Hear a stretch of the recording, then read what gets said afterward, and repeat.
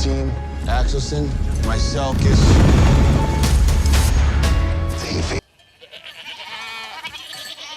And we're going home. Roger that, sir.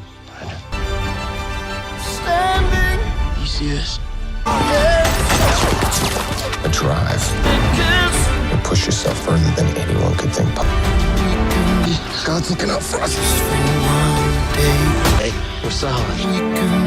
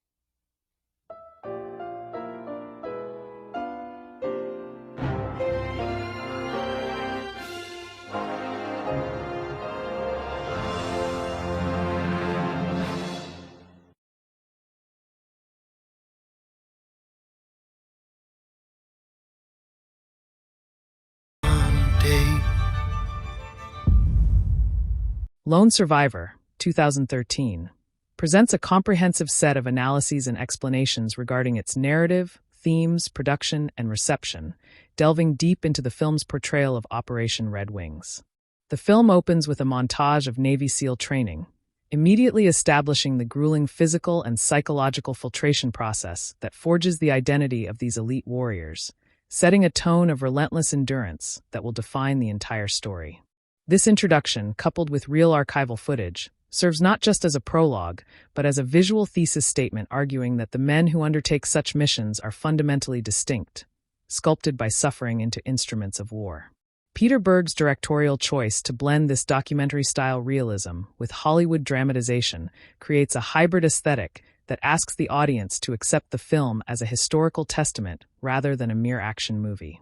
The sound design in these opening moments is crucial, immersing the viewer in the rhythmic breathing and metallic clatter of weaponry, effectively conditioning our senses for the auditory assault that will later define the battle sequences in the Hindu Kush.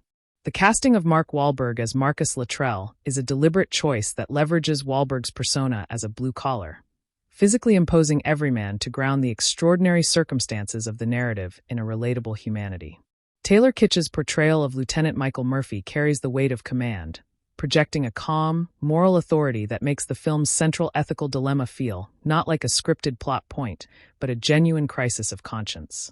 Emil Hirsch as Danny Dietz provides a vital vulnerability to the team's chemistry, his eagerness and subsequent suffering serving as a heartbreaking counterpoint to the stoicism of his teammates.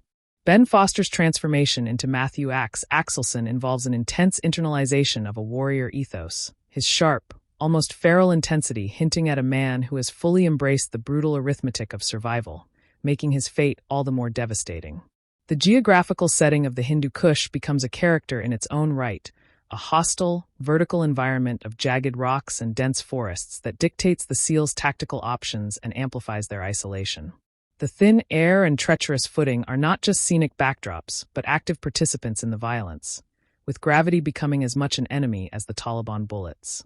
The cinematography by Tobias Schliessler captures this terrain with a mix of majestic wide shots that emphasize the team's insignificance and claustrophobic handheld close-ups during firefights. The decision to release the film in a staggered rollout, from a limited December release to a wide January expansion, positioned it as an awards contender while capitalizing on a period when audiences are receptive to weighty, dramatic fare. The film's financial success, grossing over $154 million against a $40 million budget, indicates a substantial public appetite for modern war stories that focus on individual heroism rather than geopolitical complexity.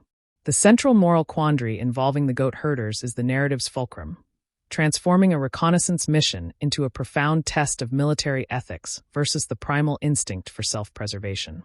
The debate among the four men is scripted with a precision that illuminates each character's worldview: the pragmatic, the lawful, the fatalistic, and the anguished.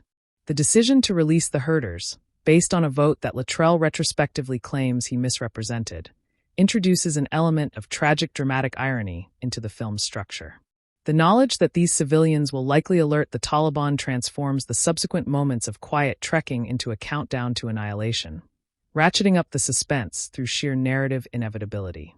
The first contact with the Taliban is a masterclass in chaotic action filmmaking, where the spatial geography is deliberately disorienting to mirror the fog of war.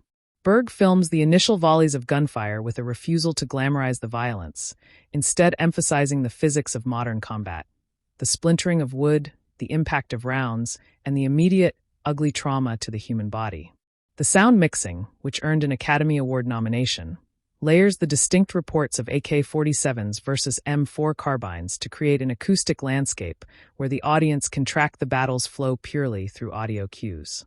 The team's tactical movement down the steep slope is not a graceful retreat, but a desperate, bone-crunching sequence of falls that breaks limbs and rifles alike. Danny Dietz's progression from a capable operator to a mortally wounded liability is depicted with an unflinching brutality that challenges the audience's capacity to witness suffering. The direct, close-range gunshot wounds he sustains are not sanitized. They accumulate in a way that makes his continued fighting feel both superhuman and desperately tragic. His final moments, separated from the group and speaking to his wife through Luttrell's promises, strip away the political context of the war to reveal a raw human connection. Matthew Axelson's combat performance is one of fierce, almost mechanical proficiency even as his body fails him. His head wound, and the subsequent loss of cognitive clarity portrayed by Foster as a dimming of the light behind his eyes.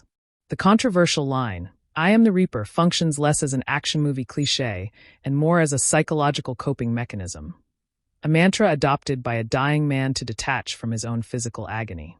Lieutenant Murphy's decision to move into the open to make a satellite phone call is the film's visual and emotional apotheosis, a conscious self-sacrifice that is rendered in stark, unglamorous terms.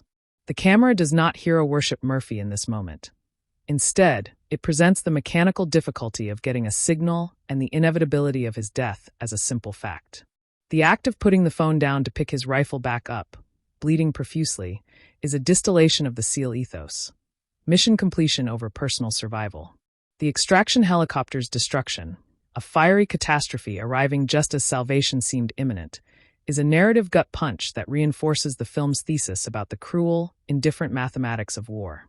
Marcus Luttrell's survival narrative pivots the film from a war story into a parable of sanctuary and the ancient codes that can counterbalance modern conflict. The introduction of Muhammad Ghalib and his village introduces a visual and emotional calm, a stillness in the mountain enclave that contrasts violently with the kinetic hell of the forest. The principle of Pashtunwali, specifically the tenet of Nanawati granting asylum, is presented not as an abstract concept, but as a tangible force that physically shields Luttrell. The villagers' armed stand against the Taliban is a crucial narrative corrective, demonstrating that the film's enemy is not the Afghan people, but the extremist ideology that preys upon them. The performance of Ali Suleiman as Ghalib provides the film with its moral center in the third act, a quiet dignity that counterbalances Wahlberg's physically shattered performance. The scene where Ghalib's wife attempts to soothe the feverish, Delirious Latrell is a moment of pure, wordless humanity that transcends cultural and linguistic barriers. The Taliban's attack on the village is a brutal incursion, and the villagers' willingness to fight and die for a foreign stranger forces the audience to reconsider the entire preceding narrative through the lens of reciprocal obligation. The arrival of the U.S. Rangers is not staged as a triumphal cavalry charge, but as a somber extraction, a retrieval of a survivor from a landscape that has already consumed his brothers. The film's ending, which transitions from Wahlberg's exhausted face to photographs of the real fallen SEALs, is a deliberate emotional pivot from cinematic spectacle to documentary memorial. This choice reframes the entire preceding narrative as a tribute, disarming criticisms of exploitation by explicitly connecting the actors to the real individuals. The use of a Peter Gabriel song over this montage injects an elegiac, almost spiritual quality, inviting the audience to grieve rather than cheer. The real Marcus Luttrell's cameo as one of the Rangers who shakes his own character's hand is a complicated metatextual moment that blurs the line between reenactment and reality, blessing the film with the presence of the man who lived. The criticism that Lone Survivor is jingoistic propaganda often hinges on its lack of political context regarding the Afghan war's justifications and its one-dimensional portrayal of the Taliban enemy. The film indeed does not pause to debate the merits of Operation Enduring Freedom or the strategic failures that led to the mission's compromised state. However, the narrative operates on the tactical level of a fire team, and in that hyper-focused realm, political abstractions vanish, replaced by the immediate reality of incoming fire. The Taliban fighters are rendered as a relentless, dehumanized wave, an artistic choice that mirrors the SEAL's own perceptual field during the firefight, but opens the film to valid critique regarding Orientalist depictions. The lack of subtitles for the Pashto dialogue in certain scenes reinforces this separation, positioning the Afghan voices as an indistinguishable, threatening other. The film's depiction of violence treads a fine line between anti-war realism and the aestheticization of combat that inadvertently glamorizes what it seeks to horrify. Each wound is shown with clinical precision, yet the men's ability to absorb trauma and continue fighting enters the realm of mythic heroism, potentially divorcing the action from its intended message about the cost of war.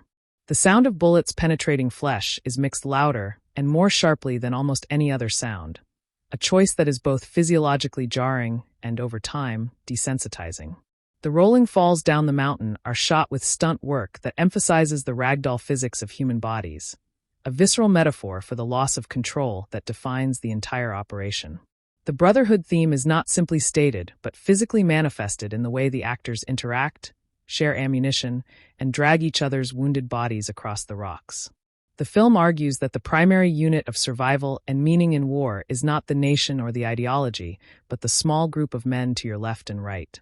This bond is tested by the goat herder decision, a moment where tactical logic and legal ethics pull the group apart, but it is ultimately reaffirmed in their choice to die together rather than split up and risk capture. The dialogue during the firefight, criticized by some as Hollywood banter, can be reinterpreted as a form of verbal triage, an attempt to maintain a sense of normalcy and identity in a situation that is dissolving both. Peter Berg's direction is heavily influenced by a desire to honor the military community, a goal that shapes his stylistic choices toward earnest intensity rather than ironic detachment. His camera is almost constantly mobile during the combat scenes, a roving eye that seeks out details of heroism and agony with equal fervor. The color grading shifts from the warm, dusty tones of the base to the cold, desaturated blues and greens of the mountain, a visual cue that the team has entered a realm beyond normal human support. The editing rhythm during the battle is relentless, cutting on motion and impact to create a sensory overload that approximates the neurological effects of combat stress. The film's legacy within the genre of post-9/11 war cinema is significant, standing alongside The Hurt Locker and Zero Dark 30 as a focal point for debates about representation, but it distinguishes itself through its single-minded focus on a discrete catastrophic event. Unlike films that explore the psychology of stateside return, Lone Survivor is entirely contained within the mission's brutal timeline. The absence of backstory for the characters beyond their immediate banter is a deliberate structural choice, forcing the audience to know them solely through their actions under extreme duress. The title itself is a spoiler, a bleak promise that reshapes the viewing experience into one of morbid anticipation, watching not to see who survives, but how the inevitable deaths unfold. The training sequences at the start do more than establish character toughness. They foreshadow the specific physical torments the men will later endure, from icy water immersion to chaotic, multi-directional stress. The film's use of military advisors, including real Navy SEALs, was not just for tactical authenticity, but for the inculcation of a specific physical bearing and weapon-handling automaticity that professional soldiers carry. The scenes where the team packs their gear, checks their radios, and runs comms checks are given almost sacred attention, rituals that will soon be the only thin line between order and chaos. The brief, nearly silent moments of the team observing the village through binoculars are a masterclass in tension building, the calm before the moral and physical storm. Ahmad Shah, as the primary antagonist, remains an intentionally shadowy figure, a target whose personality is less relevant than his tactical threat and the network of fighters he commands. This narrative choice depersonalizes the enemy leadership, a common feature in war films focused on the soldier's perspective, where command structures are abstract by nature. The visual contrast between the SEALs' advanced gear and the Taliban's mix of traditional clothing and AK-47s is a constant visual reminder of the asymmetrical nature of the conflict. The sheer numerical disparity is emphasized repeatedly, with waves of fighters appearing over ridgelines in shots that recall Zulu, framing the engagement as a siege of the few by the many.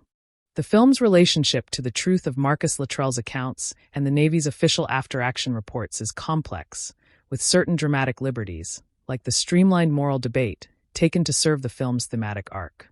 The number of Taliban fighters engaged is a point of historical contention, with later reports suggesting lower numbers than initially estimated.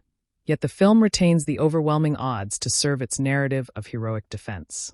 The representation of the QRF's helicopter shoot-down is a faithful recreation of the tragedy that compounded the mission's failure, a kinetic sequence that ends in a sudden, horrifying silence. The use of industrial light and magic for visual effects is invisible, seamlessly blending digital blood, tracer fire, and background augmentation with the practical stunt work. The concept of survivor's guilt permeates Wahlberg's performance in the village scenes, his eyes communicating a hollowed-out horror that physical rescue cannot touch. His whispered confessions to Gulab, even though they don't share a language, carry the weight of a confession that needs no translation. The physical props and makeup, from the realistic wounds that fester and discolor to the mountain debris embedded in skin, sell the passage of time and the body's revolt against trauma. The moment where Luttrell is given water by the village women is a baptismal image, a basic act of care that begins his transition from feral survivor back to a human being within a community. Lone Survivor's soundscape is so integral that it functions as a parallel narrative. The hiss of the wind, the crackle of the radio, and the devastating, echoing rifle shots create a world that feels physically present. The absence of a traditional musical score during the bulk of the firefight is a crucial decision, forcing the audience to sit with the raw noise of combat without emotional guidance. When the score does swell, such as during Murphy's phone call, it earns its emotional power because of its earlier restraint. The film's reception among military audiences and veterans was generally positive, with many appreciating its unvarnished depiction of the physical cost, even if some debated the narrative choices. The political reading of the film as a critique of the rules of engagement is embedded in the tragic structure of the goat herder scene, which implicitly asks if such conventions are a luxury that costs soldiers their lives. However, Gulab's village simultaneously demonstrates that adherence to a code, in this case Pashtunwali, is what ultimately saves the lone survivor, complicating any simplistic read that all rules are folly in war. The film therefore presents a dialectical tension between two codes, the Geneva Conventions and Pashtunwali, that both operate beyond the immediate tactical logic of kill or be killed. This is the nuanced core that often gets lost in accusations of pure jingoism. The casting of Eric Bana as Lieutenant Commander Eric Christensen provides a grim, grieving face to the command structure that fails to save the team in time, his character's arc ending in the doomed helicopter. The operational scenes at Bagram Air Base serve as a counterpoint to the mountain chaos, depicting a world of maps, radios, and agonizing impotence. The technology that is supposed to provide overwatch and support, from the drones to the communications gear, fails at critical junctures, a theme of techno-hubris in the face of brutal nature. The handheld camera during the ambush does not just document the action. It stumbles, jolts, and loses focus, mimicking the experiential fragmentation of being under fire. The film's brief flashes of humor and camaraderie in the early scenes are a script necessity, creating the baseline humanity that will be systematically destroyed. Axe's premonition and his final letter to his wife, acted with a heartbreaking understatement by Foster, add a layer of fatalism that hangs over the mission from the start. The physicality of the performances is extraordinary. The actors embody exhaustion not just through acting, but through what appears to be genuine physical duress during the grueling stunt sequences. The decision to use practical squibs and on-set explosive charges, rather than relying entirely on CGI, adds a tactile, dangerous quality to the firefights. Lone Survivor functions as a secular hagiography of the SEALs, canonizing their suffering in a way that both memorializes their sacrifice and raises uncomfortable questions about the narratives we construct around military disasters. The film's box office success suggests that American audiences, weary of counterinsurgency, were still hungry for stories of unambiguous valor, even if that valor is framed within a tragic defeat. The beautiful, haunting landscape shots are a constant reminder of Afghanistan's inherent majesty, a land that has swallowed empires, rendering the American presence both heroic and infinitesimally small in scale. The tempo of the editing during the mountain falls is deliberately jarring, a staccato rhythm of impact that prevents the viewer from finding any stable ground, forcing a sympathetic vertigo. The decision to show the men's injuries in relentless, deteriorating detail is a commitment to realism that serves an almost anti-recruiting purpose, even if the film's overall tone is celebratory of the warrior spirit. The scene where Luttrell is unable to hold his rifle steady due to his injuries is a stark reversal of the earlier training sequences where weapons were extensions of the self, showing the body's complete betrayal. The villagers' simple, mud-walled homes become a sanctuary that no amount of American technology or firepower could provide, a final ironic commentary on the limits of military power. The film ends not with a flag-waving triumph, but with a slideshow of the dead, an elegy that seeks to separate the warrior from the war, the individual sacrifice from the political quagmire that demanded it. Lone Survivor, 2013, invites an examination of the concept of the operational timeline, where the film's structure mirrors the compression of time experienced during trauma, stretching moments of violence into eternity while collapsing hours of planning into fleeting seconds of screen time. The pre-mission briefing scenes, with their jargon-laden dialogue and map coordinates, function as a narrative-inciting incident that also establishes the asymmetry not just of force size but of strategic purpose, pitting a targeted assassination against a diffuse insurgent network. The visual contrast between the sterile, orderly operations center and the organic, chaotic mountain environment comments subtly on the clash between technocratic warfare and the ancient reality of terrain and tribe. Berg's direction refuses to spoon-feed the audience geopolitical justifications, instead trapping us entirely within the perceptual bubble of the team, where the war exists only as the next ridgeline and the next magazine change.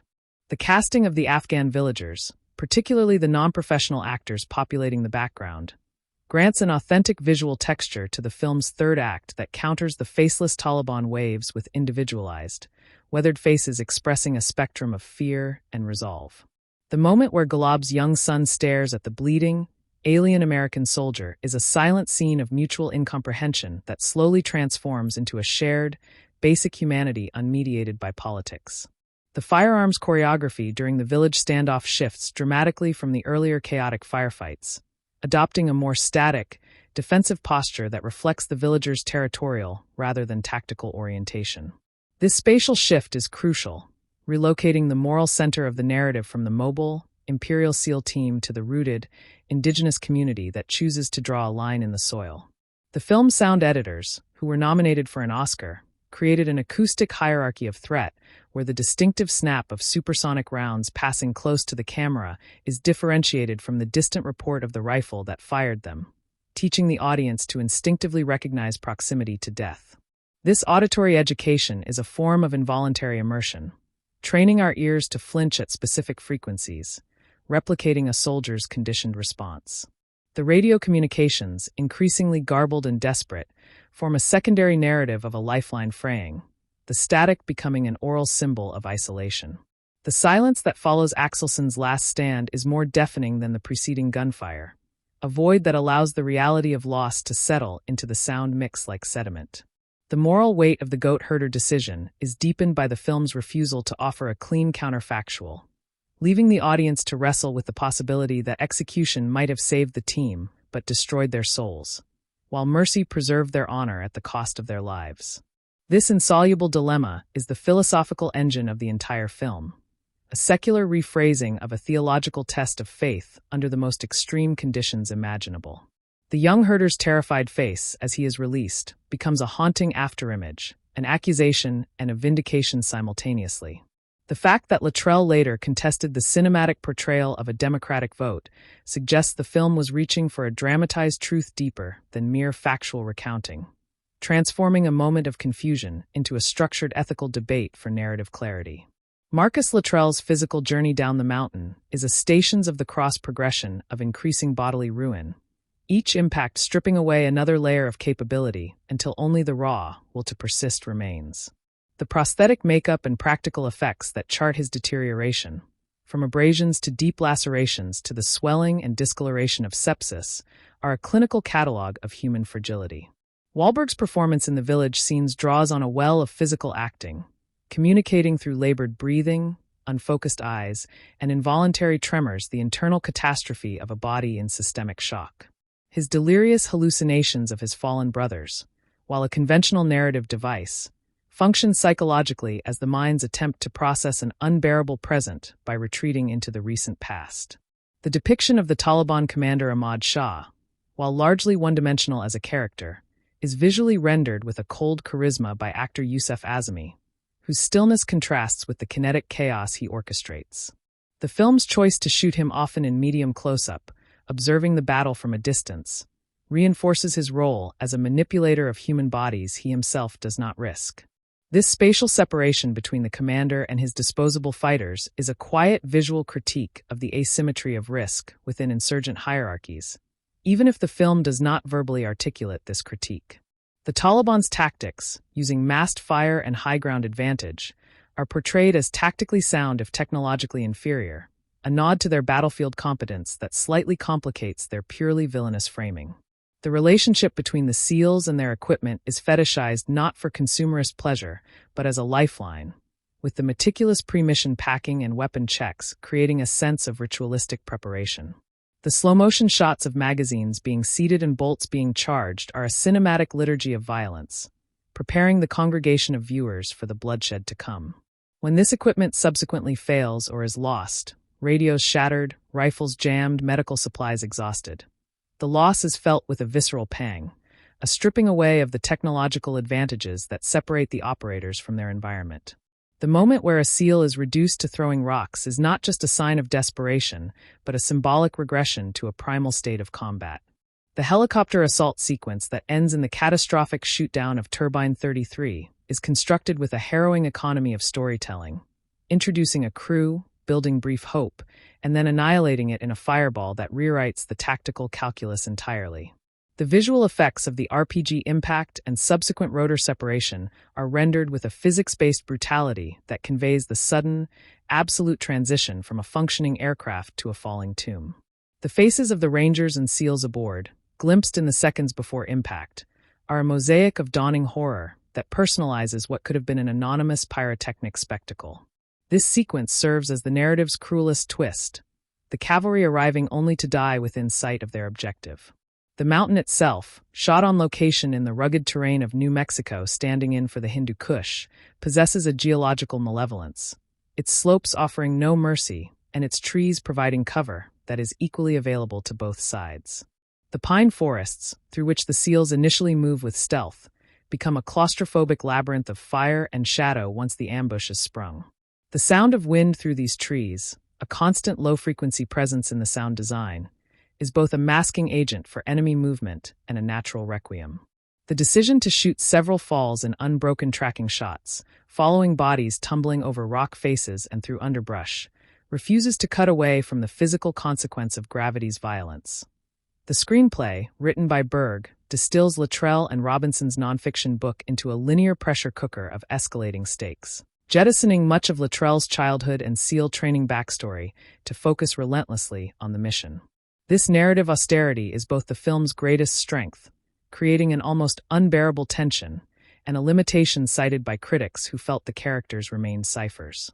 However, the character details that are included, like Dietz's recent marriage and Murphy's steady leadership, are deployed with economic precision, their very brevity making them precious. The bond between the men is conveyed less through dialogue than through tactical hand signals, shared glances, and the intuitive choreography of their covering fire. The film's treatment of death is democratic in its brutality, but hierarchical in its emotional framing, with the American deaths rendered as protracted, individualized agonies, while Taliban deaths are often instantaneous and anonymous. This disparity is the central aesthetic choice that fuels the jingoism debate, creating an empathic gradient that privileges the audience's identification with the protagonists. The sound of an American body falling is accompanied by a specific, mournful sonic cue, whereas the enemy dead simply disappear from the frame. This is not unique to Lone Survivor, but is a fundamental convention of the war film genre that the film amplifies through its intense subjective focus. The village sanctuary sequence introduces a new visual palette, exchanging the cold blue-green of the forest for the warm earthen tones of mud walls and firelight, a chromatic shift that signals a move from the realm of Mars to a space of domesticity. The women of the village, though largely silent and peripheral, are a constant visual presence, their labor and watchfulness constituting the invisible infrastructure of the sanctuary. The moment where a village elder sharpens a blade in preparation for the Taliban assault is a quiet, hard image of resolve that speaks to a long history of defending the valley against outsiders.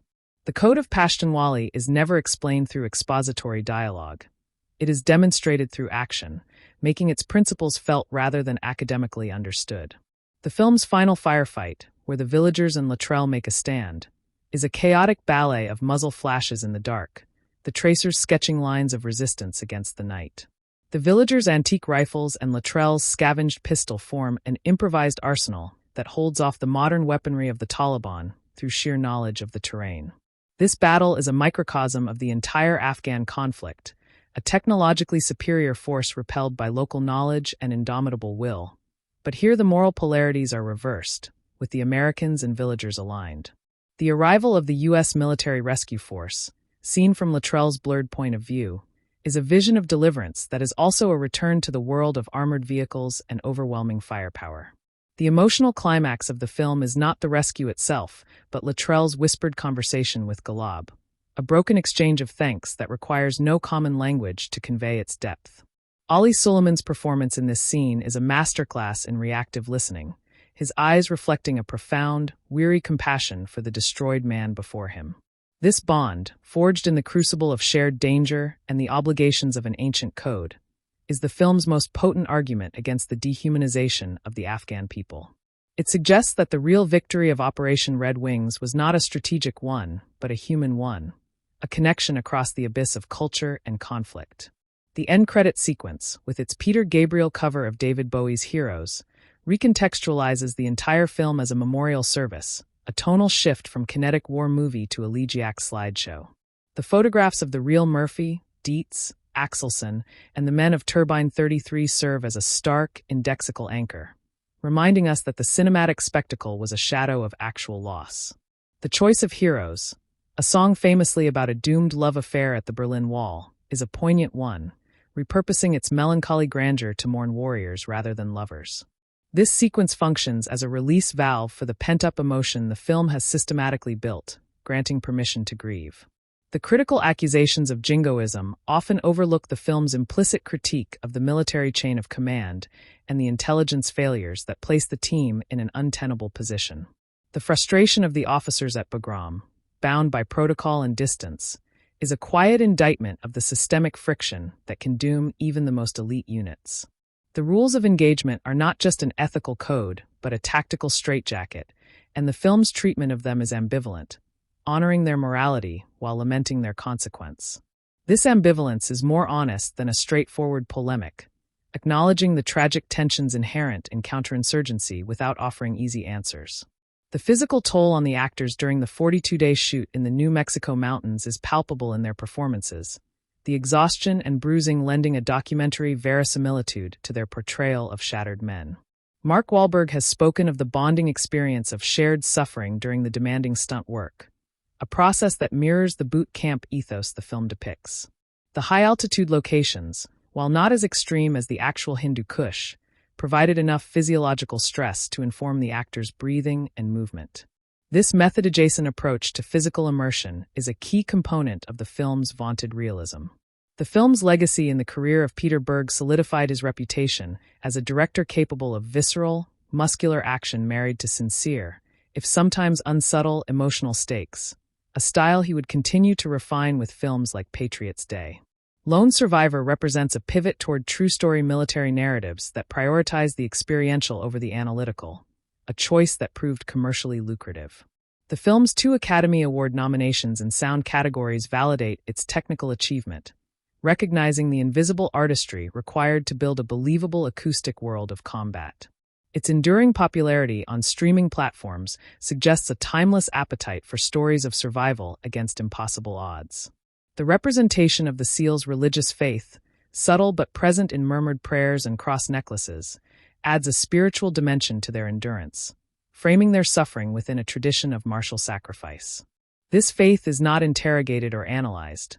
It is simply presented as a component of the men's identity, a source of comfort in the valley of the shadow of death.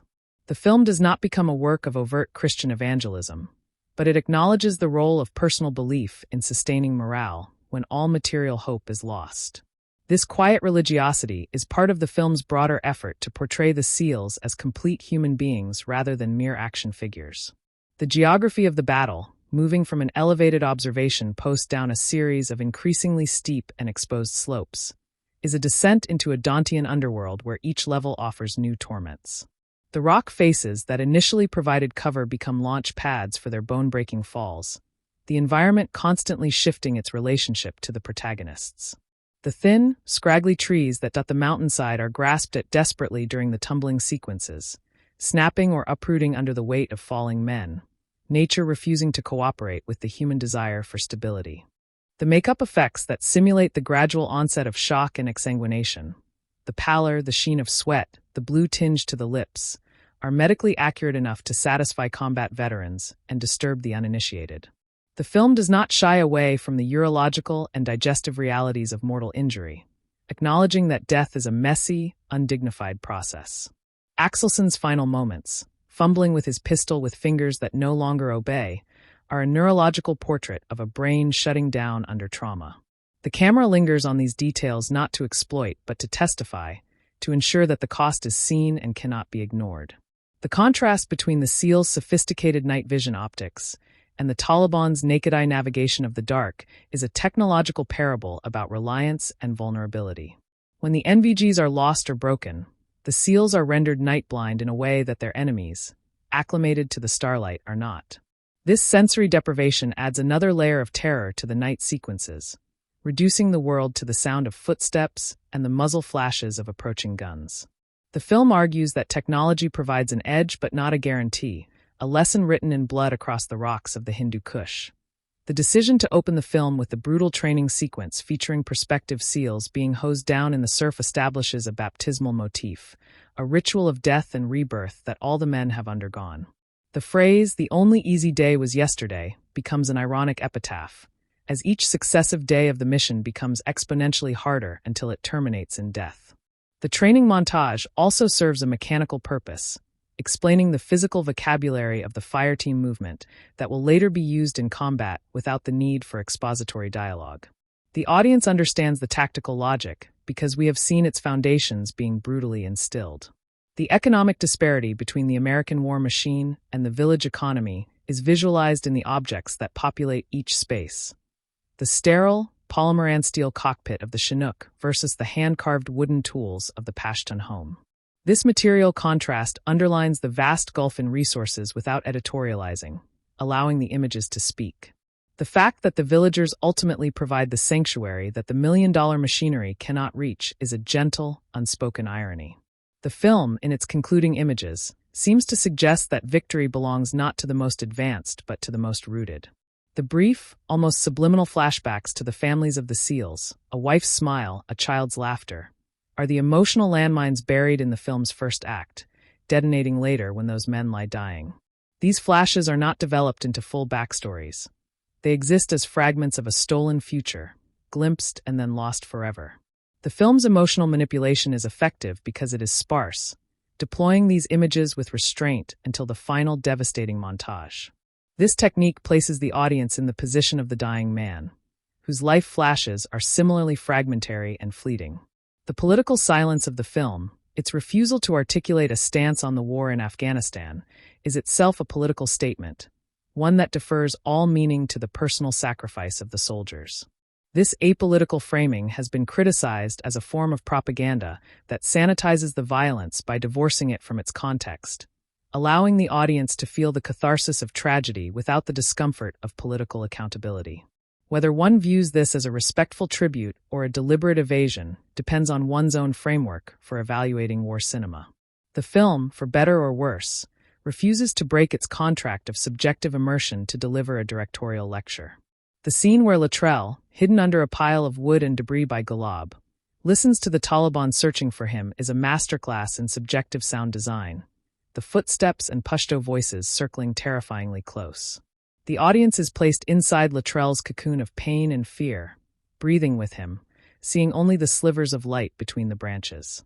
This sequence inverts the earlier hunting dynamic, transforming the elite predator into terrified prey, hidden by the mercy of a stranger.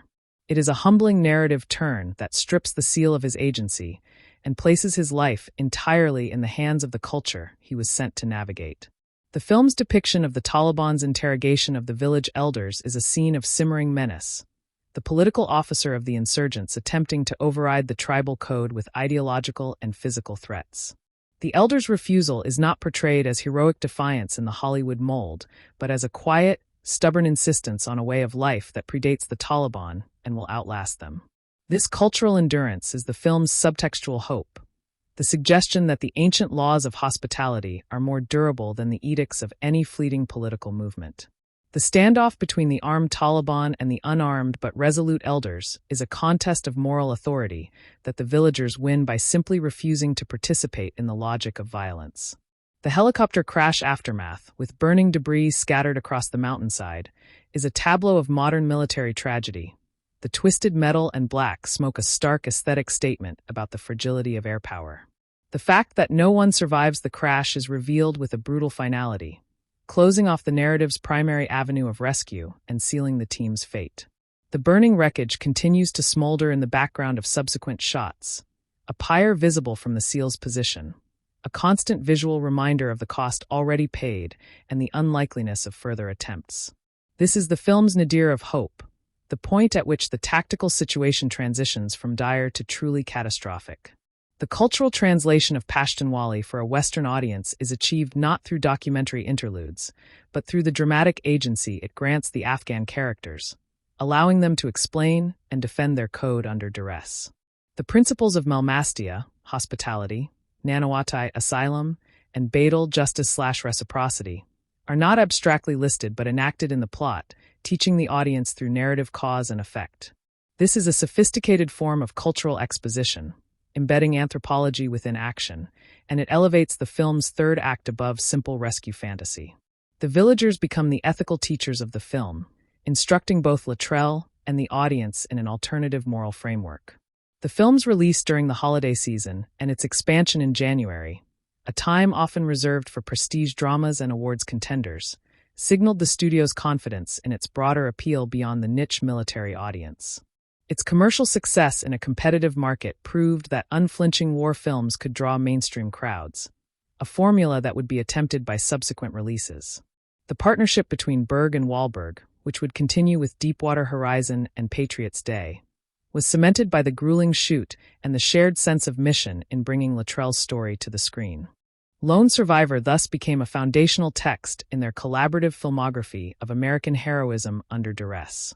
The visual motif of the men's eyes, wide, scanning, bloodshot, and eventually glazing over, serves as a barometer of their internal state, the camera repeatedly pushing in to read the soul through the retina. The contrast between the clear-eyed focus of the pre-mission scenes and the haunted, thousand-yard stares of the battle is a silent arc of psychological degradation. Ben Foster's eyes, in particular, convey the dark charisma of the warrior who has perhaps seen too much, a man already half in the next world even before the mission begins. The final close-ups of the dying men are not exploitative. They are a demand for witness, a cinematic refusal to look away from the moment of extinction. The lack of a romantic subplot or any significant female presence in the main narrative is a notable generic fidelity to the all-male world of the SEAL fire team and the specific homosocial bonds it forges. The women who appear in the film exist only in the domestic epilogue, as grieving widows and mothers, their grief serving as the ultimate validation of the sacrifice. This absence can be critiqued as a limitation of perspective, but it also reflects the hermetic reality of direct action special operations units on deployment, where the world is reduced to the men beside you. The film's emotional universe is consequently built entirely around philia, brotherly love, as the supreme virtue. The media's reception of the film as either a patriotic tribute or a piece of militaristic propaganda often broke along pre-existing political fault lines, revealing more about the reviewer's stance on American foreign policy than about the film's intrinsic qualities. A close reading of the text supports both interpretations to varying degrees, which is perhaps the secret of its enduring controversy. The film is a Rorschach test for attitudes toward the post-9/11 wars, its visceral intensity capable of being read as either a warning or a recruitment tool. This ambiguity ensures that Lone Survivor will continue to be debated in film studies and military history courses for years to come. The long-term cultural impact of the film extended beyond the multiplex, influencing the visual language of military recruitment videos and video games that sought to replicate its gritty, handheld aesthetic. The film's action sequences became a visual reference point for a generation of filmmakers and game designers trying to capture the chaotic intensity of modern firefights. Its influence can be seen in the proliferation of narrative war games that emphasize squad-level tactics and the emotional cost of losing team members. Lone Survivor thus became a stylistic bridge between the war films of the late 20th century and the interactive military storytelling of the 21st. The tragedy of Operation Red Wings, as filtered through the film, becomes a meditation on the limits of human agency in a universe governed by chance, terrain, and the unforeseen consequences of moral choices. The film does not console with easy meaning. It offers only the cold comfort of witness and the knowledge that some men, when tested beyond endurance, chose to die well rather than live in dishonor. This is an ancient theme, one that connects the seals of the Hindu Kush to the hoplites of Thermopylae, and the film knowingly taps into this archetypal resonance. The final fade to black over the faces of the fallen is a silent acknowledgement that some stories are too heavy for a triumphant final chord, requiring instead a respectful silence, a moment of inner reckoning for each viewer left alone in the dark.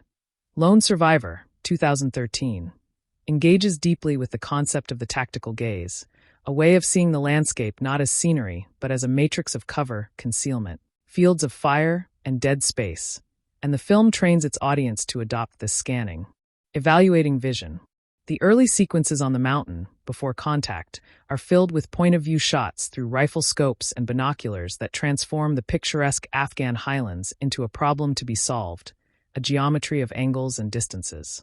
This militarized way of looking is then violently disrupted by the ambush, where the gaze is no longer one of mastery but of desperate, reactive searching for the source of incoming fire. The shift from the active predatory gaze to the passive, victimized gaze is one of the film's most subtle and effective psychological trajectories, mapping the reversal of fortune onto the very act of seeing. The film's treatment of pain operates on a continuum from the manageable to the utterly overwhelming, charting a progression that forces the audience to recalibrate their understanding of human endurance with each successive injury. The initial bullet wounds are met with gritted teeth and tactical problem-solving, the men continuing to fight and communicate despite the trauma, reflecting their extensive medical training. As the injuries compound and the men are flung down the rocky slopes, pain transcends language, expressed in animalistic grunts, screams, and eventually a stunned, dissociated silence.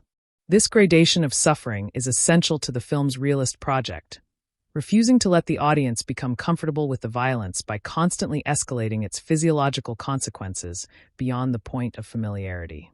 The production design of the Taliban fighters deserves scrutiny for its attempt, however limited, to differentiate the insurgents from a monolithic mob, with variations in clothing, headwear, and weaponry suggesting different tribes, ages, and levels of commitment.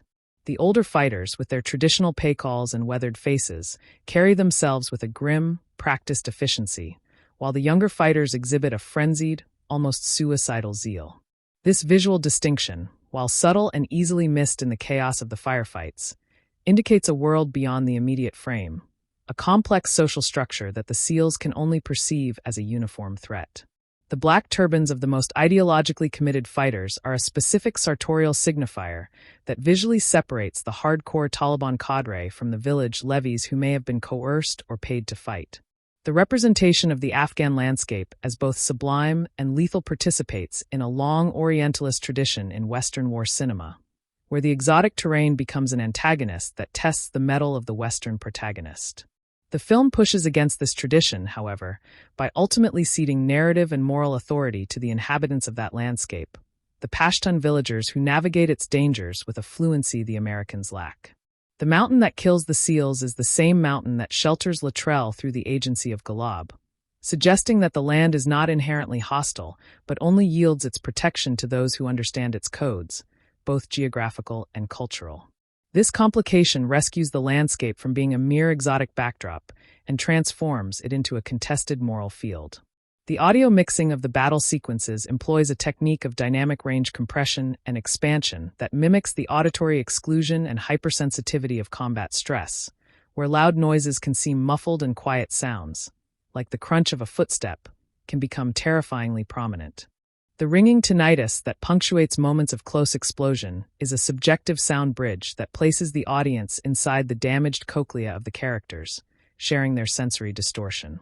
When the gunfire momentarily ceases, the sudden, vast silence of the mountain is filled only by the agonized breathing and whispered prayers of the wounded, a stark acoustic contrast that amplifies the loneliness of their position.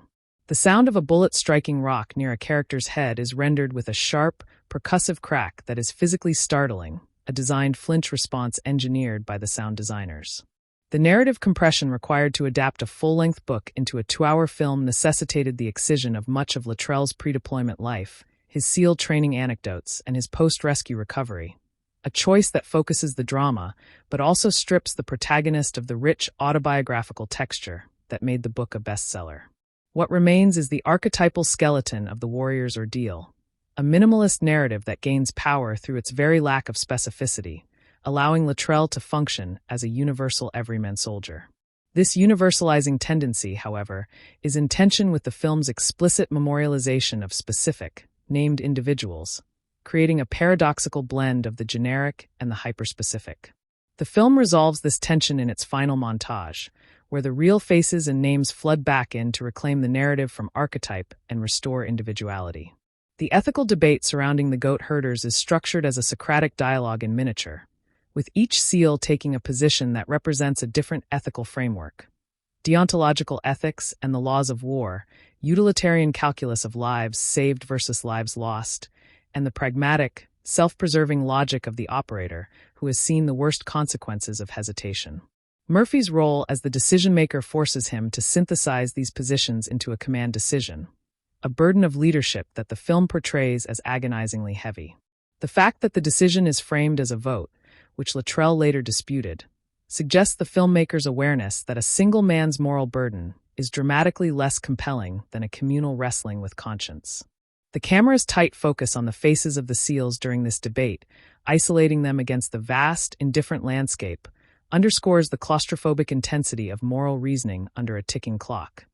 The film's depiction of military technology is characterized by a dialectic of empowerment and vulnerability, where each piece of advanced gear offers a decisive advantage until it fails, is lost, or is neutralized by the environment. The satellite phone, the team's sole link to salvation, is a fragile piece of electronics that requires a clear line of sight to a sky that is itself a lethal exposure zone, a cruel irony that Murphy literally pays for with his life. The night vision goggles, which initially give the SEALs a godlike advantage in the darkness, are shattered in the falls, rendering the men blind while their enemy, accustomed to navigating by starlight, remains unhampered. This repeated motif of technological failure is a quiet rebuke to the Pentagon's faith in material solutions to human problems, suggesting that in the chaos of close combat, the primitive often defeats the advanced. The performance styles of the four leads are carefully calibrated to create a quartet of distinct masculine archetypes. Murphy the reflective leader, Axelson the fierce warrior poet, Dietz the earnest young father, and Luttrell the resilient survivor. These archetypes, while risking cliché, provide the audience with emotional handholds, allowing us to invest in each man for different reasons. The chemistry among the actors, forged during the grueling pre-production training and the physically punishing shoot, generates an easy, unforced camaraderie that the script's sparse dialogue only sketches. Their banter, criticized by some as too glib for men facing death, can be understood as a culturally specific form of emotional regulation, the ironic detachment of the American warrior masking a profound, inexpressible love. The village that shelters Luttrell is filmed with a warm, dusty, tactile realism that contrasts sharply with the cold, hard surfaces of the military world, its mud-brick walls and hand-woven carpets offering a sensory embrace.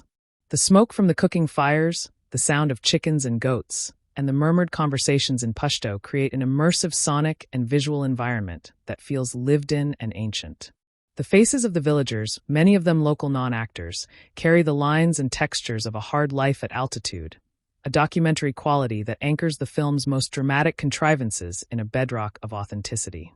This aesthetic shift is crucial for the film's moral argument, making the sanctuary feel real and earned rather than a plot convenience. The character of Muhammad Ghalib, as portrayed by Ali Suleiman, is the film's most significant and successful act of cross-cultural characterization. A man whose quiet dignity and unwavering adherence to Pashtunwali provide the moral compass that the violence of the preceding acts has shattered. Suleiman's performance is one of immense internal strength, communicating resolve through stillness and compassion through the smallest gestures. His repeated refusal to surrender Luttrell, even when his village is threatened, is not portrayed as a sudden conversion to the American cause, but as a simple, non-negotiable expression of his cultural identity. Ghalib's final embrace with Luttrell is a powerful image of a bond forged in extremity that transcends the transactional and enters the realm of the sacred. The film's handling of the deaths of the QRF soldiers in the helicopter crash is a study in narrative economy, introducing a new set of characters only to annihilate them within minutes. This brutal narrative sleight of hand serves multiple purposes. It honors the sacrifice of the men of Turbine 33, it extinguishes the audience's hope for a conventional rescue, and it reinforces the film's thesis about the ruthless, random lethality of war. The brief glimpses of these men's faces, their focused determination as they fly into the hot landing zone, are all we get, and all we need to feel the weight of their loss. Their deaths also serve as a dark mirror to the SEALs' ordeal, suggesting that even the most capable warriors, with all the technology of the American military at their back, are vulnerable to a single, well-placed RPG.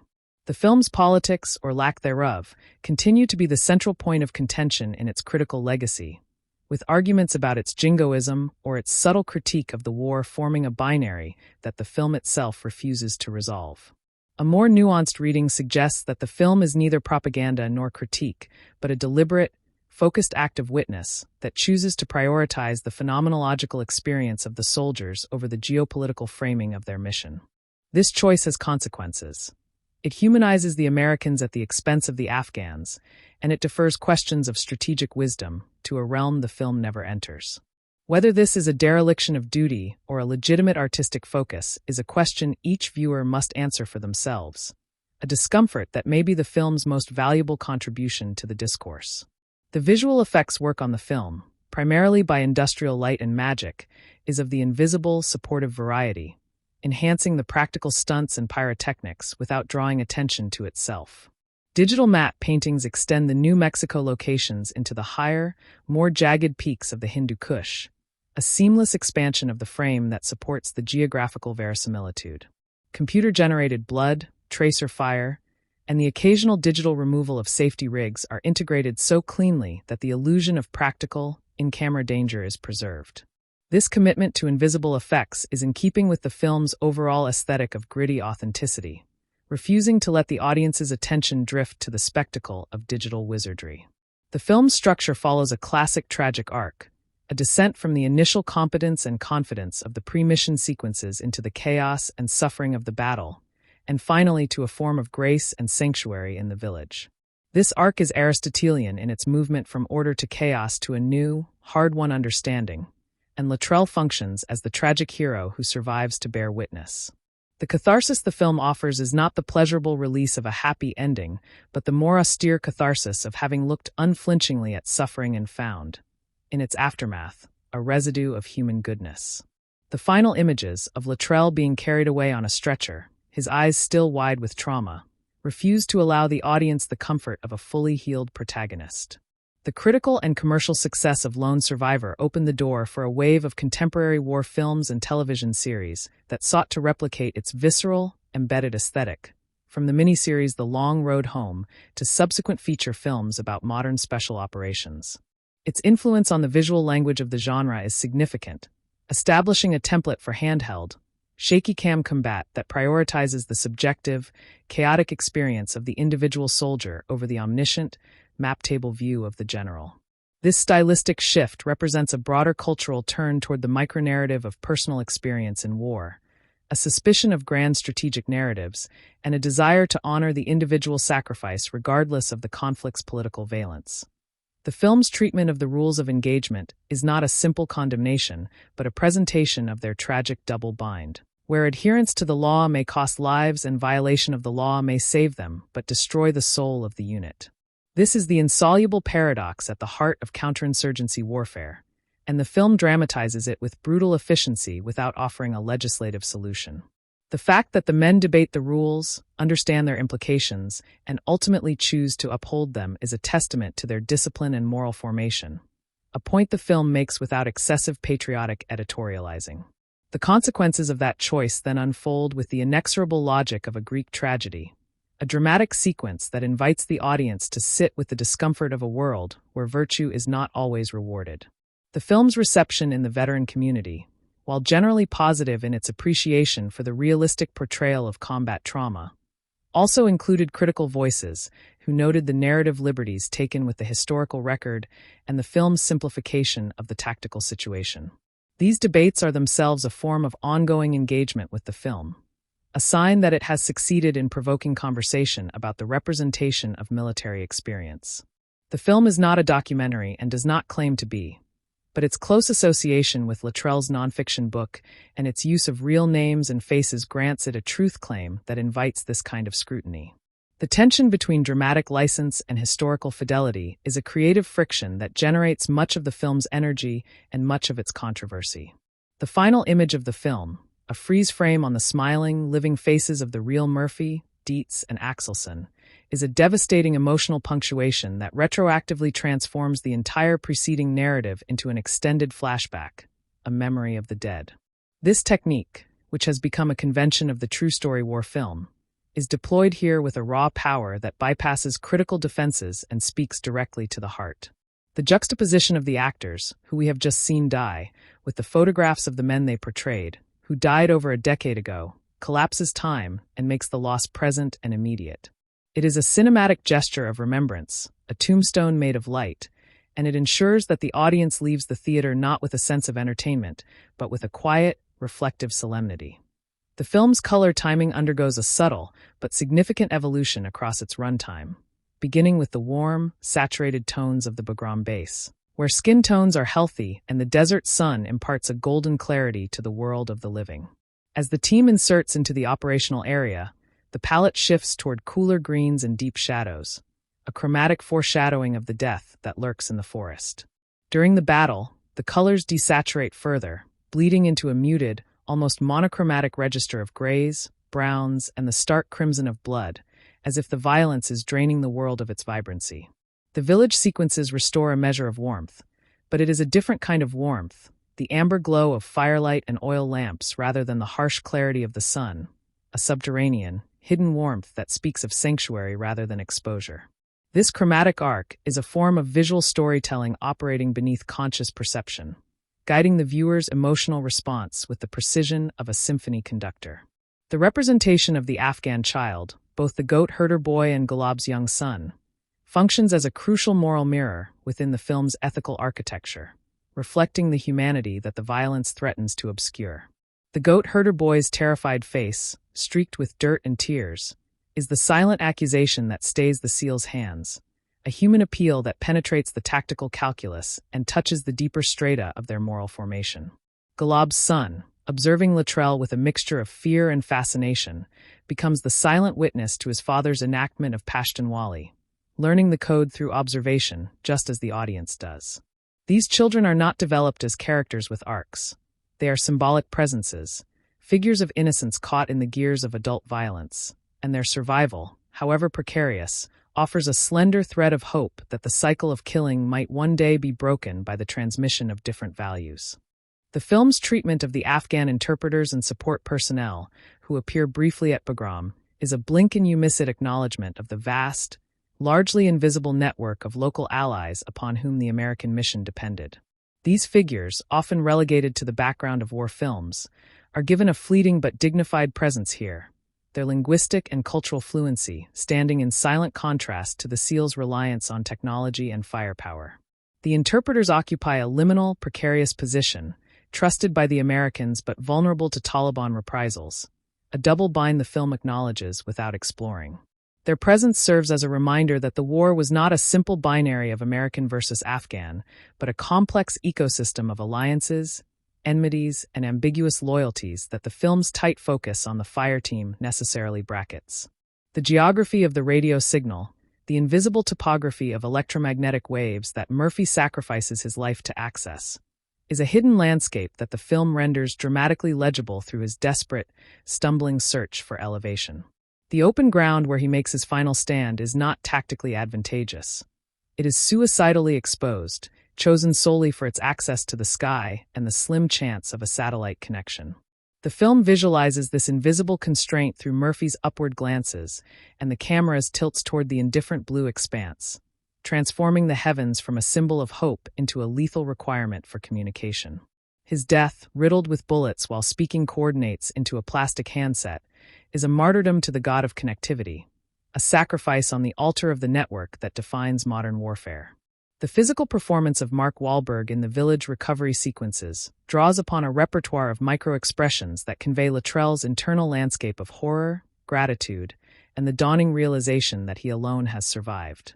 The slight tremor in his hands, the way his eyes flicker toward sudden movements, and the guarded, almost feral way he accepts food and water communicate a psyche still trapped in survival mode, unable to fully transition to the safety of the present.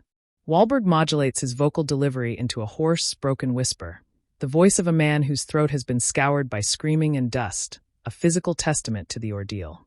His interaction with Golob's wife, a scene of cross-gender and cross-cultural care that could have been fraught with tension, is handled with a delicate, almost wordless respect, the universal language of tending to the wounded overcoming all barriers.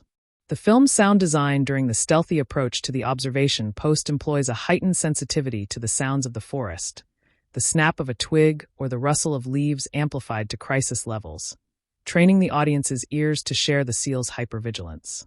This acoustic tension is then violently shattered by the cacophony of the ambush, a deliberate contrast that marks the transition from the hunter's world to the hunted's world. The distinctive sound of the AK-47, a lower, chunkier report compared to the sharper crack of the M4, is used as an acoustic marker of enemy proximity and direction, an oral map of the battlefield. The Doppler shift of rounds passing close to the camera, a subtle but crucial detail, provides an instinctive sense of three-dimensional space and near-miss lethality that visual effects alone could not achieve. The script's approach to the character of Ahmad Shah refuses the temptation to give him a speechifying, villainous monologue, instead keeping him largely silent and observational, a choice that renders him more, not less, menacing. His silence is the silence of a predator who does not need to explain himself, a man whose authority is absolute within his domain and requires no rhetorical performance. The brief scenes of him in his village compound, surrounded by armed followers, establish a feudal court of terror, a parallel power structure that mocks the legitimacy of the distant Afghan government. This minimalist characterization is a calculated risk that mostly succeeds, creating a figure of enigmatic menace whose motivations, while unexplored, are rendered irrelevant by the immediate threat he poses. The film's meditation on the concept of luck, the arbitrary distribution of survival and death that defies merit, skill, or virtue, is a quiet, unsettling undercurrent that runs beneath the heroism. Luttrell survives not because he is the best soldier or the most deserving, but because of a cascade of contingencies. The angle of a fall, the trajectory of a bullet, the location of a rock, the presence of a compassionate villager. The film does not explicitly articulate this, but the sheer randomness of the deaths that surround him, the way one man is hit and another spared by inches, makes the point viscerally. This acknowledgement of luck's sovereignty is a humbling counterpoint to the film's celebration of warrior agency, a reminder that in the chaos of combat, human will is only one variable among many. The editing during the film's most intense firefights employs a technique of withholding spatial coherence, cutting between extreme close-ups of faces, weapons, and impacts in a way that denies the viewer the comforting omniscience of a tactical map. We see what the SEALs see: fragments, glimpses, flashes, a fractured mosaic of violence that must be pieced together under extreme cognitive load. This editorial strategy is a deliberate refusal of the classical Hollywood continuity system, which orients the viewer in space, in favor of a more modern, immersive, and disorienting grammar influenced by combat footage and video games. The result is a sequence that feels less like watching a movie and more like surviving an event, a testament to the power of editing to simulate psychological states. The presence of the real Marcus Luttrell in a cameo role, as one of the Rangers who shakes the hand of the fictionalized Luttrell during the extraction, is a moment of profound metatextual strangeness that deserves close analysis. The real survivor, whose body has healed and whose ordeal has become a book and now a film, greets the actor who has been broken and bloodied in his likeness, a handshake that crosses the boundary between reality and representation. This moment is a blessing, a passing of the torch, and a tacit endorsement of the film's veracity, but it is also an uncanny doubling that destabilizes the frame. For a brief instant, the film acknowledges its own constructedness, the gap between the man who lived and the story we have been told, before returning to the immersive fiction. The film's score, composed by Explosions in the Sky and Steve Jablonsky, is deployed with a restraint that makes its eventual swells overwhelmingly powerful, a post-rock emotionality that eschews traditional martial bombast for something more introspective and elegiac. The guitar-driven, reverb-heavy textures evoke vast spaces and internal emotional landscapes, a sonic correlate to the film's visual grandeur and intimate suffering. The music does not enter during the battle itself, respecting the primacy of the sound design, but emerges in the moments of transition, reflection, and finally, overwhelming grief.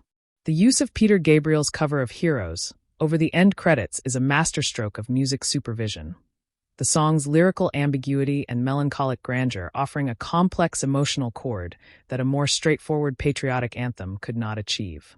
The tactical sequences in the film, choreographed with the input of SEAL advisors, pay meticulous attention to the minutiae of fireteam movement, including the bounding over watch, the sectors of fire, and the communication via hand signals that allow a small unit to operate as a single organism.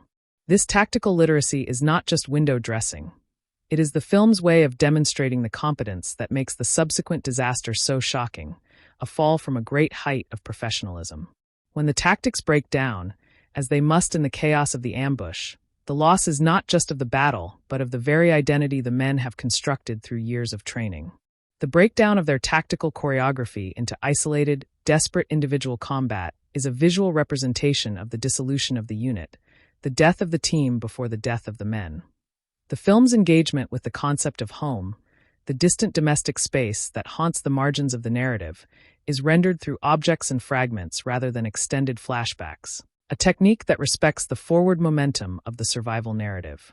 Dietz's wedding ring, Axelson's letters, Murphy's mention of his wife, these are talismans of a world that is receding with every step deeper into the mountains. The film does not allow these domestic anchors to become sentimental distractions. They are instead weights that increase the gravity of each man's death, the unfinished business of love and duty that will now remain forever unresolved. The final sequence, with the grieving families, is the brutal coda that brings this submerged theme to the surface, the home front finally flooding into the frame as the battle story concludes.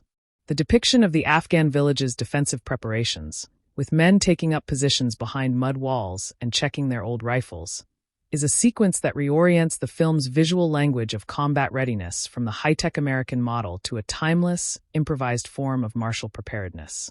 The villagers' weapons are not the sleek carbines of the SEALs, but a motley collection of AK variants and older bolt-action rifles, tools maintained over generations for just such a contingency.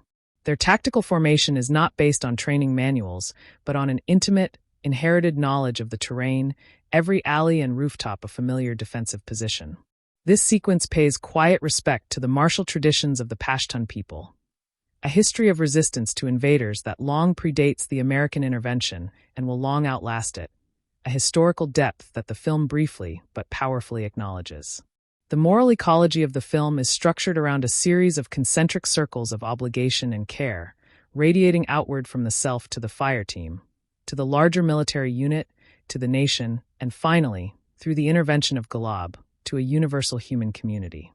The goat herder decision is the moment where these concentric circles come into conflict, the obligation to the team's survival pulling against the obligation to the abstract principles of the laws of war.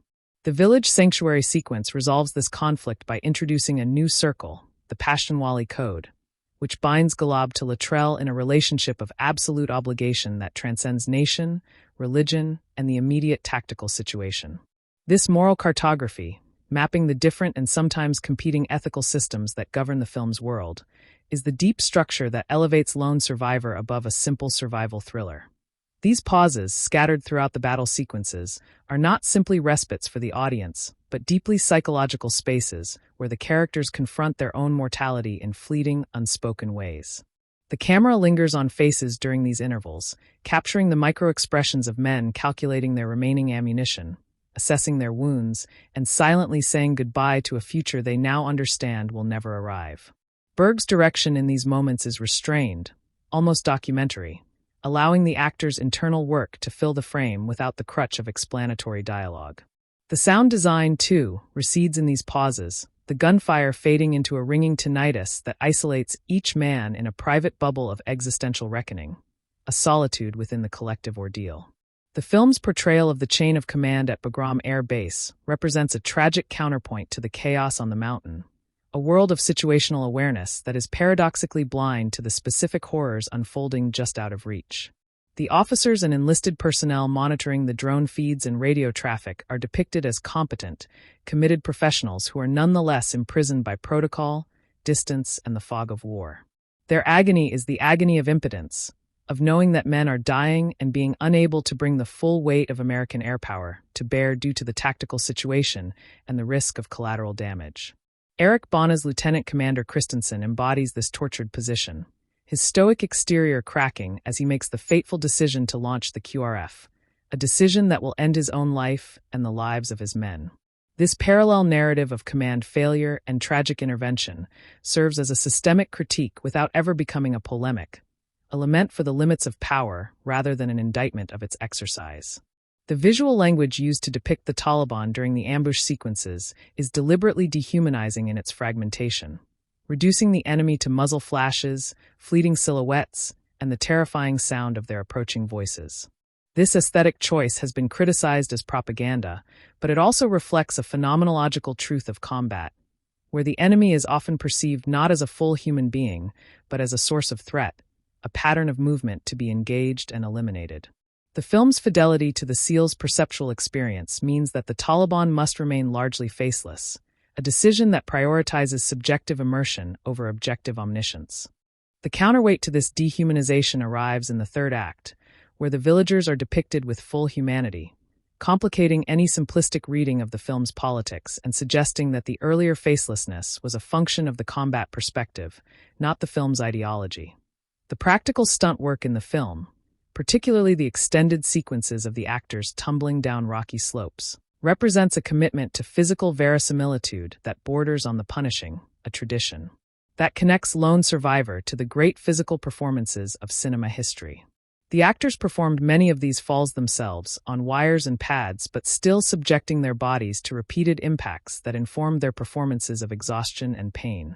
This is not mere macho posturing, but a genuine artistic strategy, using the actors' real physical duress as raw material for the portrayal of suffering. The bruises and scrapes visible on Wahlberg, Kitsch, Hirsch, and Foster are not all makeup. Some are the authentic signatures of a difficult shoot, a blurring of the boundary between performance and reality that the film's aesthetic of gritty authenticity demands. The concept of the after-action report, the bureaucratic document that will later attempt to impose narrative coherence on the chaos of Operation Red Wings, haunts the film as an absent presence, the official story that the film both preempts and complicates. By dramatizing the subjective, experiential truth of the battle rather than the sanitized, objective account, the film asserts the primacy of lived experience over institutional narrative. The chaos, the terror, the moral ambiguity of the goat herder decision, these are the things that will be smoothed over in the official record, and the film's granular, immersive style can be read as a resistance to that smoothing. The film is not the after-action report. It is the messy, bloody, contradictory human reality that the report can only approximate. The film's treatment of the Afghan dawn, the pale light creeping over the ridgeline as the wounded SEALs lie in their improvised defensive positions, is a moment of visual poetry that functions as both a reprieve and a dread. The light brings visibility, allowing the men to see the enemy and to be seen, a double-edged gift that ends the protective ambiguity of darkness. The cinematography in these dawn sequences, with its long shadows and golden highlights, briefly transforms the killing ground into something almost beautiful, a cruel aestheticization that underscores the tragedy of young men dying in a landscape of sublime indifference. The call to prayer, if it is heard in the distance, would be an acoustic bridge between the warring parties, a shared soundscape that the film does not include, but that hovers, implied, in the oral imagination of the informed viewer. The representation of the SEALs' medical training, their ability to assess and treat catastrophic wounds under fire, is a crucial component of the film's realism, demonstrating a competence that is as much intellectual as physical. The way the men call out the nature of their wounds, apply tourniquets, and continue to fight with shattered limbs is a testament to the medicalization of the modern battlefield, where a soldier is also a first responder. This aspect of the film functions as a quiet celebration of the immense investment in training that defines Special Operations Forces, an investment that pays off in lives saved even in the midst of a catastrophe. The moment where a character realizes his wound is unsurvivable and communicates this to his team is a grim, unsentimental acknowledgement of medical reality, a final act of tactical clarity. The film's relationship to the wider genre of the survival thriller is one of both inheritance and transcendence, adopting the genre's core structure of escalating physical ordeals while infusing it with a moral and historical gravity that elevates it beyond mere entertainment. The landscape that the characters must traverse is not a neutral wilderness, but a politically and culturally saturated terrain, every cave and village a potential threat or sanctuary depending on the human factors at play. The survival skills required are not just the ability to find water and shelter, but the ability to navigate the infinitely more complex terrain of human allegiance and cultural codes. This layering of physical and cultural survival is what distinguishes Lone Survivor from a straightforward man versus nature narrative, making it a richer, more demanding text. The brief, almost subliminal moments of humor and levity in the early sequences, the inside jokes and the comfortable silences of men who know each other intimately, are the emotional foundation upon which the tragedy is built. These moments are so fleeting and so naturalistic that they risk being overlooked, but they are essential to the film's project, establishing the baseline of normalcy and joy that will be systematically destroyed. The laughter shared over a meal, the good-natured ribbing about equipment or personal habits, these are the textures of a life that is about to end, and their very ordinariness is what makes their loss so devastating. The film understands that grief requires a prior investment in happiness, and it makes that investment early and with a light touch. The strategic ambiguity of the film's title, Lone Survivor, which simultaneously announces the outcome and withholds the identity of the survivor until the final act, creates a unique viewing dynamic of morbid suspense. The audience knows from the opening title card that only one man will survive, a piece of dramatic irony that colors every scene with the question of who it will be and how the others will fall. This foreknowledge does not diminish the tension. It intensifies it, transforming every wound into a potential death sentence and every moment of separation into a possible final goodbye. The title is a narrative contract with the viewer, promising both the catharsis of survival and the tragedy of loss, and the film fulfills this contract with brutal, unwavering fidelity. The depiction of the rescue force's arrival at the village, the helicopters descending in a storm of dust and noise, is a sequence of immense kinetic release after the prolonged claustrophobia of the sanctuary. The overwhelming technological might of the American military, held in abeyance for so long, finally arrives in a display of power that is both reassuring and deeply ironic, given that it is the villagers' ancient code, not American firepower, that kept Luttrell alive. Luttrell's extraction, carried on a stretcher through the chaos of the landing zone, is a blur of noise and motion, his point of view fragmented and disoriented, a final sensory assault before the silence of the medical evacuation. The handshake with the real Marcus Luttrell, as discussed, punctuates this sequence with a metatextual grace note that bridges the dramatic reenactment and the historical reality. The film's relationship to the concept of the good death, the idea that a life can be redeemed or completed by the manner of its ending, is a deeply embedded cultural assumption that the film both draws upon and subtly questions. Murphy's death, exposing himself to save his team, is the clearest example of the good death, a sacrifice that is immediately legible as heroic within both military and civilian moral frameworks. Axelson's death, fighting to the last despite catastrophic wounds, partakes of a warrior ethos that valorizes defiance in the face of certain death. But the film also shows us the ugly, inglorious aspects of dying, the gasping, the bleeding out, the fear, and these moments complicate the clean narrative of the good death, reminding us that the reality is always messier and more terrifying than the ideal. The economic dimension of the war, the material disparity between the American force and the Afghan reality, is a subtext that the film occasionally surfaces through its visual attention to objects and infrastructure. The SEAL's gear, each piece a marvel of materials science and industrial design, is contrasted with the simple, handcrafted tools and dwellings of the Afghan people. The Chinook helicopter, a multi-million-dollar aircraft, is destroyed by a rocket-propelled grenade costing a few $100s, a brutal economic equation that the film visualizes without comment. The opium poppy fields that sustain the Taliban's war economy are never shown, an absence that reflects the film's tight focus on the tactical rather than the strategic, but their invisible presence is part of the larger context that informed viewers bring to the experience. The performance of the Pashtun actors, many of them drawn from the Afghan diaspora or local New Mexican communities, provides a linguistic and gestural authenticity that professional actors affecting an accent could not replicate. The Pashto dialogue, flowing with a natural rhythm and accompanied by culturally specific body language, creates an immersive soundscape that reinforces the film's claims to verisimilitude. The decision not to subtitle all of the Pashto dialogue, leaving the audience in the same state of linguistic exclusion as the characters, is a bold choice that has been criticized as othering, but can also be defended as a commitment to the subjective point of view.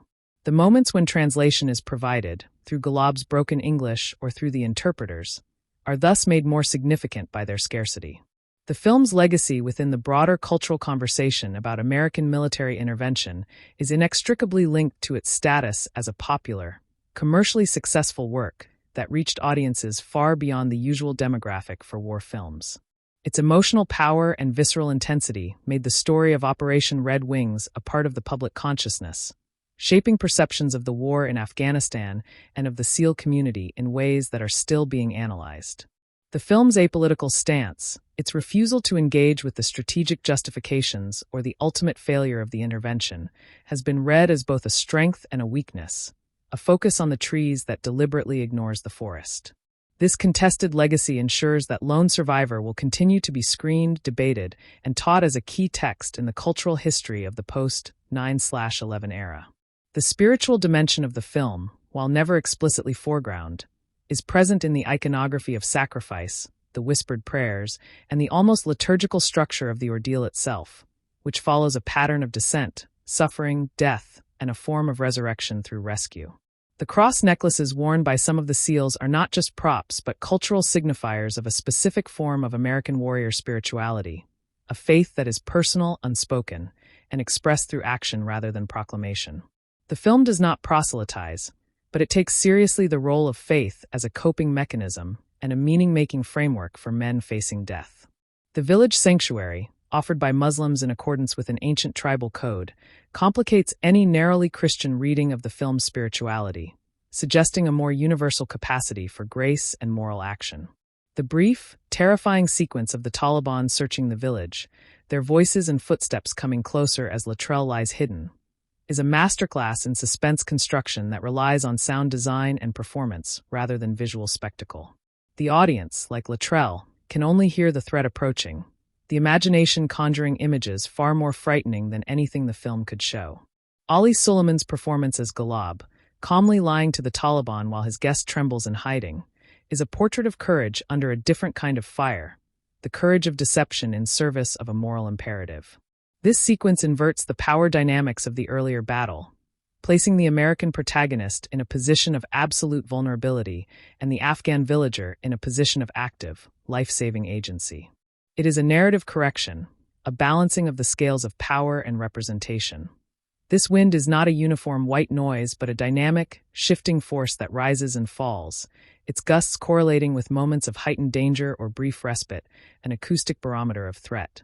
The sound team recorded specific wind patterns in mountainous terrain to avoid the artificiality of studio-generated effects, layering these recordings with the rustle of specific tree species to create a soundscape that feels organically rooted in the Afghan highlands. When the wind momentarily dies during the battle's lulls, the sudden absence is as striking as a musical rest, a vacuum that makes the labored breathing of the surviving SEALs sound deafeningly loud and terribly fragile. This acoustic void also serves a psychological function, stripping away the masking comfort of ambient sound and forcing both the characters and the audience to sit in the raw, unmediated terror of their exposed position. The film's approach to the geography of the human face under extreme duress constitutes a cartography of suffering, with the camera mapping every contusion, laceration, and smear of dirt as if documenting the topography of a battlefield in miniature. The makeup department's work progresses through distinct stages of deterioration, from the initial bloom of fresh blood to the darker, congealed crusts and the eventual pallor of hypovolemic shock. This progression is not merely cosmetic, but narratological, a visual timeline that allows the audience to track the duration of the ordeal without the need for timestamps or expository dialogue. The faces of the actors become palimpsests, each new wound written over the previous ones, a layered record of trauma that is almost archaeological in its stratigraphy. The decision to shoot many of these close-ups with shallow depth of field, isolating the ravaged face against a blurred, hostile background, forces an uncomfortable intimacy that is the antithesis of the usual action movie glamour shot. The tactical radio chatter that punctuates the film, with its clipped, jargon-heavy syntax and its escalating desperation, forms a secondary, purely auditory narrative arc that moves from professional calm to controlled urgency to heartbreaking finality. The voices on the radio, particularly those of the Bagram Command staff, are disembodied presences that represent a world of safety and order that is receding with every transmission. The degradation of the signal, the crackle and hiss that increasingly obscures the words, is an acoustic metaphor for the fraying connection between the isolated team and the support structure that cannot reach them. Murphy's final, successful call is the climax of this auditory narrative, a moment of clarity purchased at the ultimate price, his calm recitation of coordinates a professional act that transcends the chaos of his dying body. The silence that follows, on the radio and in the film's soundscape, is the end of this narrative thread, a line going dead in every sense. The ethical architecture of the film is constructed around a central paradox that it refuses to resolve. The tension between the warrior ethos of never leaving a man behind and the tactical reality that attempting to save the wounded accelerates the destruction of the entire unit. Each time a SEAL is hit, the team's mobility decreases, their options narrow, and the calculus of survival shifts further toward the impossible. The film dramatizes this terrible arithmetic with brutal clarity, showing the men making the conscious, repeated choice to risk everything for each other. A choice that is both the highest expression of their brotherhood and the proximate cause of their deaths. This paradox is the tragic engine of the narrative, a machine that generates suffering from virtue, and the film does not flinch from its implications. The audience is left to wrestle with the uncomfortable question of whether a different set of decisions, a colder, more tactical abandonment of the wounded, might have saved more lives, a question that has no clean answer. The representation of the Afghan body in the film, both the living bodies of the villagers and the dead bodies of the Taliban fighters, is governed by a differential economy of visibility that reflects the film's focalized perspective. The dead Taliban are often glimpsed in the background, out of focus, or in long shot, their bodies part of the landscape of the battle, rather than subjects of grief. The villagers' bodies, by contrast, are filmed with the same intimate, respectful attention given to the American protagonists, their wounds and their dignity rendered with equal care. This differential treatment is a formal choice that encodes the film's moral hierarchy, a hierarchy that has been criticized for its uneven distribution of empathic attention. A more generous reading suggests that the film, by the end, has expanded its circle of concern to include the Afghan villagers, even if it never fully extends this concern to the Taliban fighters, who remain a faceless, fungible threat. The film's engagement with the concept of the last stand, the archetypal military scenario of a small force fighting to the death against overwhelming odds, draws on a deep cultural reservoir of images and narratives from Thermopylae to the Alamo to Rorke's Drift. Berg knowingly positions Operation Red Wings within this lineage of doomed, heroic defenses, a framing that elevates the specific historical event into the realm of myth. This mythic resonance is both a source of the film's emotional power and a point of critical contention, as the translation of a complex, politically fraught counterinsurgency mission into a timeless tale of warrior sacrifice necessarily elides a great deal of context. The film's commitment to this mythic mode is most evident in the staging of the final stand, with the SEALs fighting back-to-back, ammunition nearly exhausted, a visual iconography that is instantly recognizable from 100 paintings and films. This archetypal quality is a deliberate artistic choice, one that prioritizes emotional and thematic clarity over historical or political nuance. The physical environment of the Hindu Kush, as recreated in the New Mexico mountains, is rendered with a tactile specificity that engages the sense of touch even through the visual medium of cinema. The texture of the rock, the loose scree that gives way underfoot, the sharp, jagged edges that tear clothing and flesh, and the gnarled bark of the stunted pines are all captured with a hyperreal clarity. This tactile visuality is a form of sensory immersion, inviting the audience to feel the cold, the abrasion, and the impact in their own bodies through a kind of sympathetic proprioception. The sound design complements this visual tactility with the scrape of boots on stone, the thud of bodies hitting the ground, and the crack of breaking branches, an acoustic layer of physical sensation. This multisensory assault on the audience's sensorium is the film's primary tool for collapsing the distance between spectator and participant. The narrative function of the pre-mission briefing sequence is to establish the strategic stakes and the personality of the target, but it also serves a more subtle purpose. It introduces the language and the logic of the operation that will be systematically destroyed over the course of the film. The maps, the coordinates, the carefully planned infiltration routes, and the extraction timelines represent a fantasy of control, a belief that the chaos of war can be mastered through planning and professionalism. The subsequent disaster is a brutal refutation of this fantasy, a demonstration that no plan survives contact with the enemy, the terrain, and the irreducible unpredictability of human decision-making. The briefing room, with its fluorescent lights and orderly grids, becomes a memory of a world of order that the film leaves behind forever, a lost Eden of tactical certainty. The small, almost imperceptible gestures of care between the SEALs during the battle, a hand on a shoulder, a whispered word of encouragement, the sharing of a last sip of water, are the emotional microtransactions that build the film's case for the depth of their bond. These gestures are not scripted in a way that calls attention to themselves. They are embedded in the fabric of the action, easily missed on a first viewing, but essential to the film's cumulative emotional impact. The actors, through their physical performances, convey a wordless language of intimacy that is more powerful than any declaration of brotherhood could be. A final adjustment of a tourniquet by a dying man for his friend, a nod of acknowledgement that replaces a goodbye. These are the moments where the film transcends its action genre scaffolding and achieves something approaching genuine grace. The film's depiction of the Taliban's battlefield tactics, their use of high ground, their bounding movements, and their coordination via radio and runners, is a portrayal of a competent, motivated enemy that complicates the narrative of American technological superiority. The Taliban fighters are not depicted as mindless fanatics, but as skilled light infantry who understand their terrain and exploit their numerical advantage with tactical acumen.